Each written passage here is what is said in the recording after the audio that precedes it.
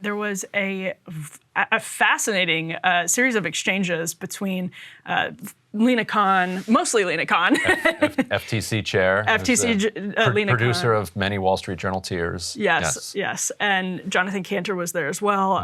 But also a producer of many Wall Street Journal tiers. Fascinating exchanges between Khan and Republican senators, actually.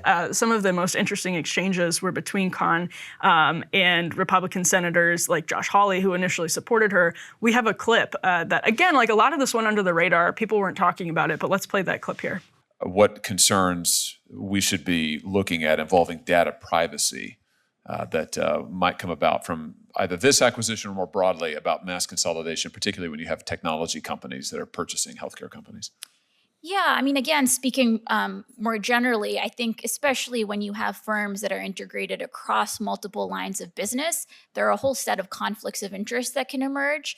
Oftentimes, there aren't any limitations on how data being collected in one line of business is being used in other lines of business. And so we've heard concerns both from consumers, but also from market participants about just the deep conflicts and asymmetries that can create. Very good. Let me ask you about the FTC's work and relationship with regard to big tech, and in particular, something that you and I have discussed in the past, and you alluded to this earlier today, is that the FTC's historic practice has been to levy what appear to be large fines on paper, but we know that the technology companies, Facebook, for example, the FTC leveled, I think, a $5 billion fine. Facebook stock went up when this happened. They don't regard it as particularly significant. They don't change their behavior. Tell us about the need to take on these companies when it comes to the remedies in a more meaningful way. What are you doing about that? What do you see the right approach being? Yeah, I couldn't agree more.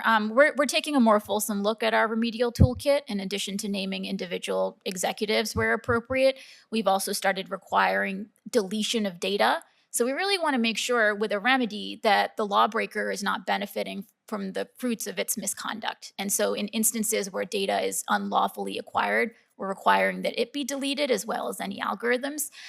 We have a whole set of really terrific technologists on board that are making sure that our remedies are actually being effective, especially in these types of instances. This is a level of digital literacy that has not been seen in Congress. Just as I was rewatching that now, it's striking. That has not been seen in Congress, ever, probably. And the importance of that is when you lack the digital literacy, whether you agree with Josh Hawley or not, people get their talking points from special interests and from big tech. And if your understanding of big tech comes from big tech, as it has for so many different members over the years, that's bad. And to have an exchange like that, where the level of literacy and understanding is detailed and granular, that is a great sign. And the full hearing showed that, I think, the confusion over, particularly on the conservative side, there's lots of confusion on the Democratic side, but they keep it a little bit more mum because they know they're not supposed to be, they know they're supposed to all agree basically on antitrust, even though lots of them are in the pocket of big tech. Whereas the Wall Street Journal Chuck Schumer has really brainwashed a bunch of Republicans, not just the Wall Street Journal, but it's the forces that control the Wall Street Journal, which big business, have still in their grips a substantial portion of the Republican caucus, and you saw that on display in the hearing. So Marsha Blackburn, for instance, in questioning Lina Khan, did the old school, ridiculous partisan stuff where she dragged out. You spoke to a Marxist group. Are you a communist? When have you, are you now or have you ever been associated? Just pulling some weird Joseph McCarthy stuff. It's like, why have I never asked you that? Right. I mean, and so what was so interesting is that normally it would be a Democrat who would then take the podium and say, hey, I'd like to give you a chance to respond to this McCarthyist assault that you just got from the clown on the other side of the aisle. Instead, it was Hawley who said, I'd like to give you a chance to respond to my colleague, Blackburn. And it gave Lina Khan the floor, and Lina Khan said, this was a student group. I speak to different student groups. Student groups believe lots of things. I don't believe these things. And then they went into a conversation about ideology, which raises real questions about what the Wall Street Journal's ideology is. Because for Hawley, he's like, look, I'm a free market capitalist. And I believe that a free market needs antitrust protection, because without antitrust protections, there's no free market. There's no free market. You're going to wind up with one behemoth who just controls the market. You no longer have a free market. why is the Wall Street Journal okay with that? Like, why are these, and I think we know the answer, because they're in the pocket, as a lot of these others are in the pocket of big companies that have full control of these markets or have massive control of these markets. They don't want a free market because that means they have to give up market share. I think that's a really interesting debate, though, because I see it less as them being in the pocket of big business. That is certainly it. But also that people who are in the pocket of big business have this very sincere, reflexive trust for business over government. And that is a reflex that in this era of surveillance capitalism, as we just talked about, and these tech behemoths, Josh Hawley actually did his PhD thesis on Teddy Roosevelt. And it's sort of the progressive movement of the early 20th century when you had railroads and all of this new infrastructure that was being built up and companies with vast power that had been inconceivable previously to like the last 20 years at the time when Roosevelt takes office. And so there has to be a new path forward. And I think even the sort of ideologues, the Randian free market ideologues, who in some cases aren't even consistent with their own ideology because they believe in cronyism, or they will sort of reflexively support cronyists over people who say that. There's this tending to the garden of free markets that involves weeding out monopolies because they impede consumer choice. And it's an obvious thing to do in this case. But because tech companies are so new, they're able to muddle the water. Because they're so new, because they're so unprecedented. As that person who dissented in the Fifth Circuit case we talked about earlier in the show said, none of the precedents apply seamlessly.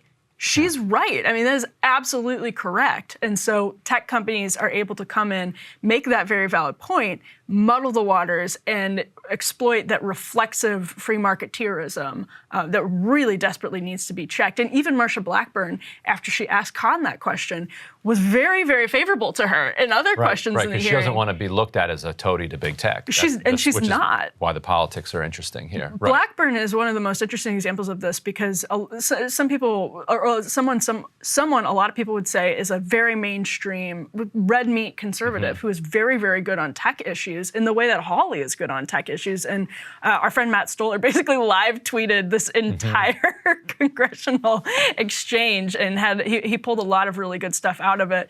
He said it's notable that Hawley, who's considered a rabid right-wing partisan, probably had the friendliest and most substantive discussion with Lina Khan, who's called a, quote, callow radical law professor on antitrust. I think it's a Wall Street Journal quote. Yeah, probably. Yeah. Sounds like the Wall Street Journal. And Zed Jelani also jumped in with a story that he wrote for the Washington Examiner, where Josh Hawley said he defended voting for Lina Khan as the head of the FTC and said, what I particularly appreciate for her is her emphasis on competition, which gets to your point, Ryan, that if you are a free market capitalist or if you are somebody who believes in free markets because they should serve free people, isn't that the Wall Street Journal slogan, like free markets, free people? Is it? But it's one of those things where it's like somebody's. Markets exist for the flourishing of people. People don't exist for the flourishing of markets. And that gets totally turned around on the right a lot. On the left too, actually. Yeah, for sure. And if it makes Hawley feel better, it makes me a little uncomfortable. Like all of this celebration of markets and competition, and because there are such significant limits to how much human flourishing they do actually end up serving, and throughout kind of the New Deal era and beyond, the left liberal kind of old line liberal consensus was kind of pro concentration, that basically that the United States needn't go socialist. Instead, what they would do is they'd have GE, they'd have GM, they'd have Ford, they'd have these major companies that would control the commanding heights of industry. And the countervailing forces against them would be big labor and government regulation. Now, and that way you would set up kind of a static and peaceful, harmonious industrial society. Like that was the vision. Now the big business broke out of that mold. They broke out of that cage, and so did government. Yeah. Well, in the 70s and 80s, big business kind of smashed both government and labor. Government was willing to be bowled over. Yeah. They captured it, and and said, hey, and put it right to sleep. Bring it on. Yeah, Ronald Reagan, the whole Reagan Revolution started with, starting under Carter with deregulation. And so, like, there's still on the left that some of that tendency to say, like, well, sometimes bigger is better, and depending on the industry that you're in. Well, it's actually interesting because what Reagan was doing was a reaction to a lot of what big labor had done. And so if you're talking about consolidation and bigness being better, if you have big government, big business, and big labor, that trifecta as your ecosystem, you're probably not in a super well-checked ecosystem. Like, that's all of the checks and balances that aren't, of course, constitutionally sanctioned in an arrangement like that. You still are going to, like, when you have that many big interests sort of butting heads, you'd think, maybe this can work out, but in fact, you end up getting cronyism. You end up getting big government in the pocket of big labor, and then big government also in the pocket of big business. And it sometimes you have labor in the pocket of business. It just goes in weird directions. Yeah, and if people want to watch somebody struggling with this whole concept, go back and watch the Ted Cruz and Lina Khan exchanges. So, like, because Ted Cruz knows very clearly, he's like, I need to be against big tech. Like, that's right. Like, that's who I am. But he's also a hack partisan Republican who spends a whole bunch of his time whining that the two Republicans on the FTC are not voting with the three Democrats on the FTC. Like, he wants there to be, like, unanimity on these issues before she pushes forward with them. And he complains about some procedural stuff about who's able to vote. It's like he can't kind of break out of the partisan thing in a way that Hawley can, where Hawley can be like, you know what? I like what you're doing. That's funny because Ted Cruz was called like one of the wacko birds or the cuckoo by birds John or whatever. McCain. Right. In 2012, 2013, 2014, around that time period when the Tea Party wave had sort of settled into Washington, D.C., and nobody would ever accuse Ted Cruz at that time of being partisan. What's interesting, though, is Josh Hawley coming in. Mm-hmm. Newer members can get away with a lot. And I think what they do is start bending norms in the way that Ted Cruz bent norms in 2012, 2013, 2014. I think you're seeing, and Marshall Blackburn is not new to Washington, but as a new senator, you're seeing some norms get bent with a fresh crop of people on tech. And I think I understand why it makes people on the left uncomfortable, even if they agree with it.